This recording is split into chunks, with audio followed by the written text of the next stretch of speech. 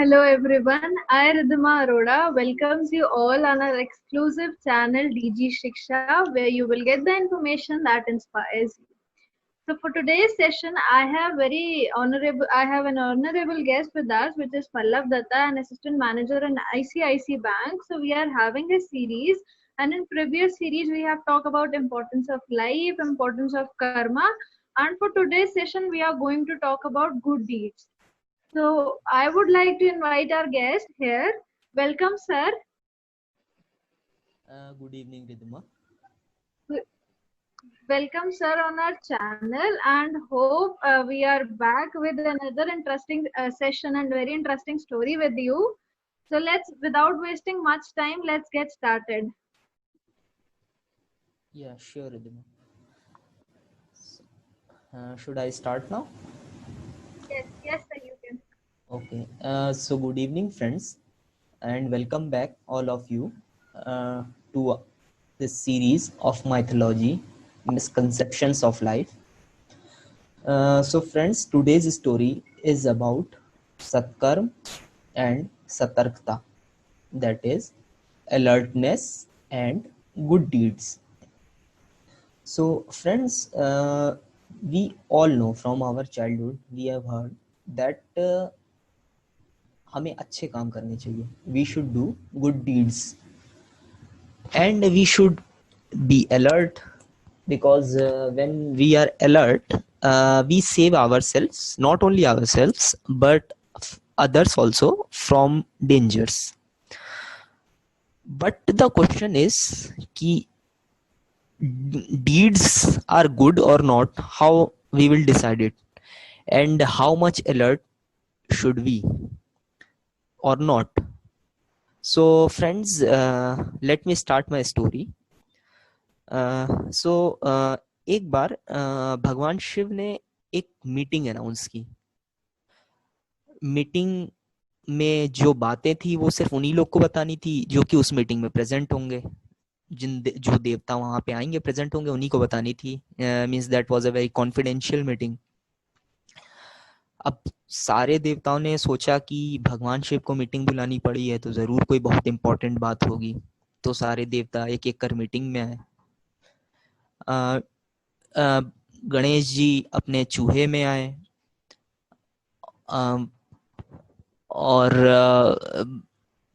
भगवान विष्णु अपने गरुड़ में आए, गरुड़ पे आए. यमराज जी अपने भैंसे पे चढ़ के आए. माता सरस्वती अपने हंस पे चढ़ के आई. भगवान कार्तिकेय अपने मोर पे चढ़ के आए. ऐसे सभी देवता अपने अपने वाहनों पे चढ़ के आए. मीटिंग कैलाश पर्वत की एक गुफा में रखी गई तो सभी लोग अपने वाहन को बाहर खड़ा करके अंदर पैदल चले गए, और सारे वाहन बाहर ही खड़े थे. यमराज जी जब अपने वाहन से उतरे, अपने भैंसे से, तो वहां पे एक छोटी सी सुंदर सी चिड़िया को देखा पर्वत पे बैठा. उन्होंने उसे देख के वो मुस्कुराए और मुस्कुरा के अंदर जाने लगे. भगवान विष्णु के जो वाहन थे गरुड़, उन्होंने यमराज जी को उस चिड़िया को देख के हंसते हुए देख लिया और उन्हें बड़ा बुरा लगा. अपनी आदत से मजबूर, जो क्योंकि वो बहुत अलर्ट थे, वो सबको देख रहे थे ध्यान से, कौन क्या कर रहा है क्या नहीं. यमराज जी की उस हंसी को देख के वो समझ गए कि जरूर इस चिड़िया के प्राण जाने वाले हैं, या आज इसकी मृत्यु आने वाली है. जैसे ही यमराज जी गुफा के अंदर गए, गरुड़ जी ने उस चिड़िया का भला करने के चक्कर में और अपनी अलर्टनेस के ऊपर जो उनका घमंड था, उसके कारण उस चिड़िया को उन्होंने अपने ऊपर बैठाया और दूर जंगल में छोड़ के चले आए. 2-3 घंटे बाद जब मीटिंग ओवर हुई, सारे देवता एक एक कर बाहर आने लगे.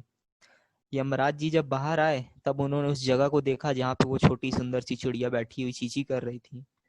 उन्होंने देखा वो चिड़िया वहां नहीं थी. वो मुस्कुराए और उन्होंने इधर उधर देखा. उन्होंने गरुड़ जी को देखा जो कि बहुत गर्व से सीना चौड़ा करके यमराज जी को देख रहे थे, जैसे उन्होंने कोई बहुत अच्छा काम कर दिया हो। यमराज जी ने गरुड़ जी को पूछा कि आप उस चिड़िया को जंगल में छोड़ आए हैं क्या? गरुड़ जी ने मुस्कुराते हुए कहा, हाँ मैं छोड़ आया, मैंने आपको मुस्कुराते हुए देख लिया था, मैंने उसे बचा लिया, मैं उसे मरने नहीं दे सकता था, मैं इतना अलर्ट था कि मैंने आपकी हंसी देख ली। तो यमराज जी ने कहा, मैं मुस्कुरा तो इसलिए रहा था क्योंकि आज उस चिड़िया की मौत एक जंगल में अजगर के द्वारा निगलने से होने वाली थी, पर मैं ये सोच रहा था कि ये छोटी चिड़िया इतनी दूर जंगल में इतने कम समय में पहुंचेगी कैसे, तो हो सकता है शायद इसकी मौत टल जाए। लेकिन आपने बहुत अच्छा किया जो सही समय पर उस चिड़िया को उसकी मौत के पास ले गए, आखिर विधि के विधान को कौन टाल सकता है।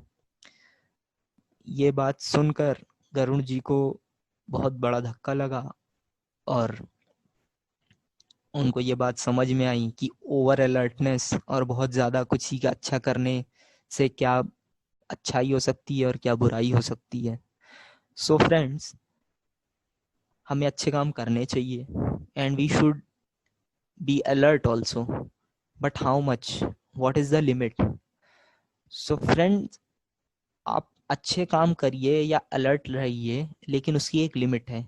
जब तक आपके उस काम से या आपकी उस ओवर अलर्टनेस या अलर्टनेस से किसी और के अच्छाई या बुराई नहीं होती है, किसी और के मामलों में दखल देना, किसी और के कार्यक्षेत्र में हस्तक्षेप करने से आप अपना भी नुकसान करेंगे और दूसरे का भी नुकसान करेंगे, बशर्ते आपकी सोच ये जरूर होगी कि हम उसका भला कर रहे हैं, लेकिन उल्टा आप उसका नुकसान कर देंगे।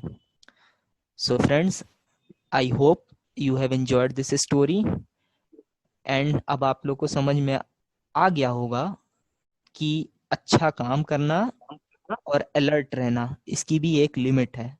So stay safe, stay at home and be alert, do good deeds but in your limit.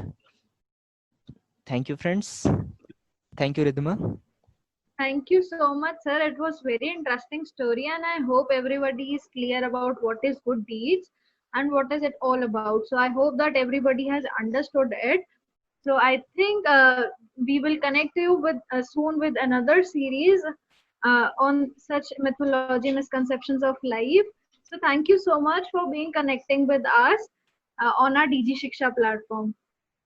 So friends, as we have reached end of this program, I would like to tell you that we have already launched Hunarbaz 2, which is a follow-up of Hunarbaz, which we have introduced last month on Father's Day, solar eclipse, and International Yoga Day. So we have already organized Hunarbaz 2, in which you have to create a video that inspires other, and its main aim is to teach, lead, and learn. So I request everyone, those who are creative, because everyone is creative in their own way. So I request everyone to send the video to us so that we can also give you a chance to come live with us. So there is a registration link open for you all. So you can register and upload your video with us till 24th July till 12 p.m. And we will announce the result of this on 25th July in our live session. And on Sunday, 26th July, we will have the valedictory session for the same. Till then, I request everyone to register yourself in this Hunarbaz and stay safe and stay home. Thank you so much.